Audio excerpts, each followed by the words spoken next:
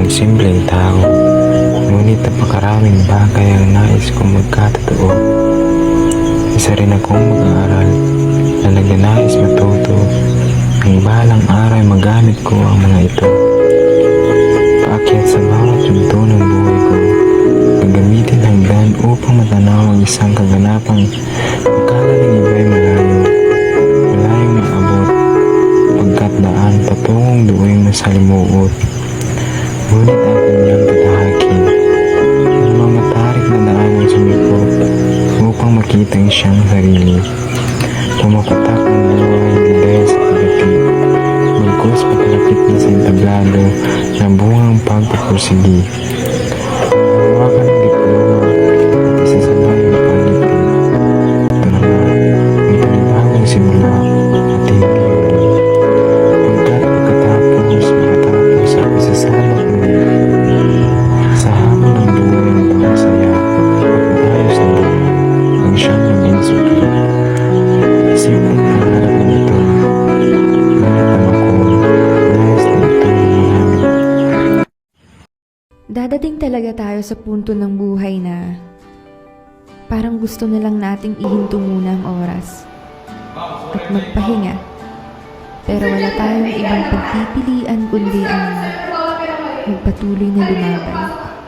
Walang mangyayari kapag hihinto, di uusad kapag susuko.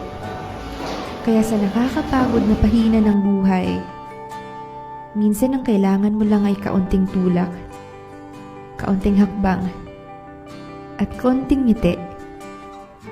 Dahil sa kabila ng lahat, alam mong may hangganan din ang lahat. Pero di talaga maiiwasan na gusto mo nalang sumuko. Dahil nga kahit na anong pilit mong bumangon, sa kay tagal na panahon, di mo pa rin alam kung saan ka paroroon. Ilang mga kasabihan ang naubos, kasabay naman nito ang iyong pagkaubos. Ilang kabanata ng napagdaanan, hanggang ngayon, parang wala pa ring papupuntahan.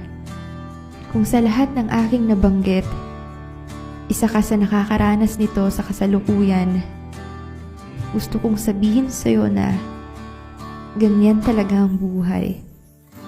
Minsan dadalhin ka nito sa itaas para ipakita sa'yo na lahat ng gusto mo pwede mong marating.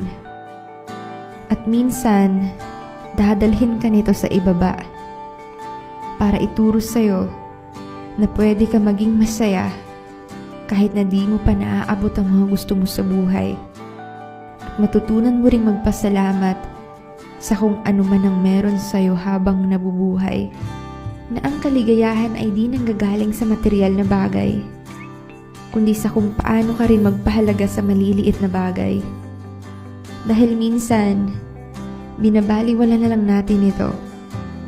Dahil nakasanayan na meron tayo nito. Ang sikat ng araw, ang malamig na simoy ng hangin, ang paghinga, ay isa lamang sa halimbawa na nakakaligtaan nating pahalagahan at pasalamatan. Dahil aminin natin, mas napagtutuunan natin ng pansin ang mga bagay na gusto nating abutin at nakakalimutan natin ang mga bagay na meron na sa atin.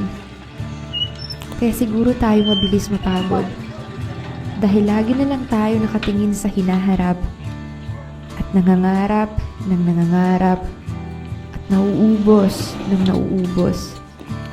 Kapag naranasan mo ito, subukan mong balikan kung saan ka nagsimula at tingnan mo kung saan ka na ngayon.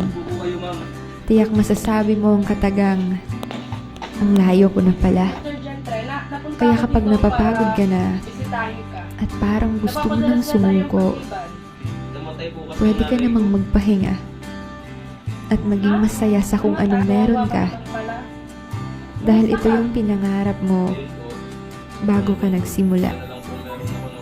At gusto kong ipaalala sa'yo na malayo pa, pero malayo na. Kaya mo yan. Nasaan ang tatay mo? Wala na rin po. Patawarin mo ako sa lagi kong pag nililate ka, pinapagalitan kita. Hindi ko kasi alam na ganun pala kinakaharap mo sa buhay. Hayaan mo.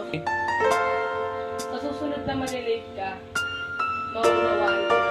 Sana mapatawad mo ako sa mga nagawa ko sa'yo.